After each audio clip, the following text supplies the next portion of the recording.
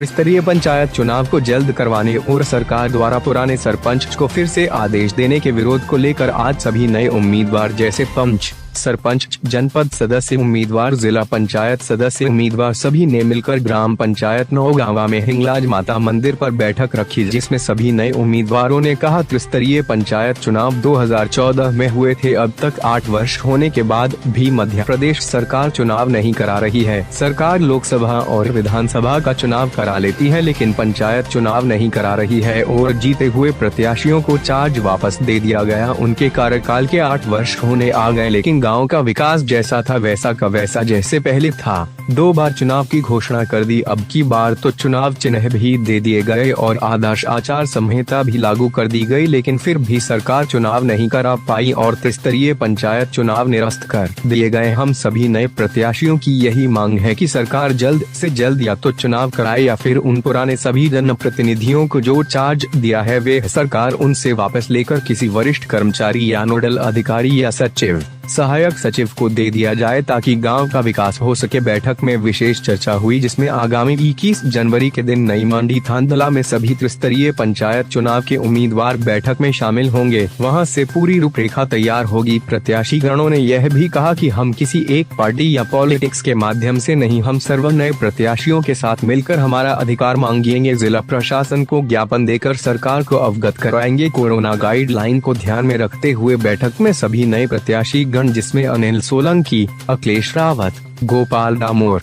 भारत कटारा, सुरेश बिलवाल, प्रेम सिंह रावत, शैलेश भूरिया, मलजी मेडा, राम सिंह थंदार, विजय मोरी, रामलावर सिंह मेडा, राजेश डांगी, दिनेश बामनिया, पुरतान मेडा आदि सभी नए प्रत्याशी उपस्थित हुए। संबंध में क्या कहना चाहते हैं? हमारा इस संबंध में ये कहना है कि जितने भी कैंडिडेट खड़े हुए थे, जिन्होंने नाम निर्देश देके उनकी निशानी मिल गई थी, उनको वो 3 साल से प्रयास कर रहे हैं और आज उन्होंने वापस सरपंच को अधिकार दे दिया, तो हम इस अधिकार पे विरोध करते हैं और इनका जो अधिकार सरपंचों को दिया वो अधिकार वापस मंत्री को दिया जाए या शासन वापस उनके पास रखे और पंचायत चुनाव कराए। क्योंकि 3 साल से लोग खर्चा कर रहे हैं चुनाव और कैंडिडेट बहुत मेहनत करके अपना जो कर रहे हैं वो, तो उनको चुनाव किया जाए या तो हम इस बात का विरोध करते हैं और इस बात के लिए हम आज ये बैठक रखी है इस विषय में। भाई साहब, आपने ये बैठक रखी, किस संबंध में बैठक रखी?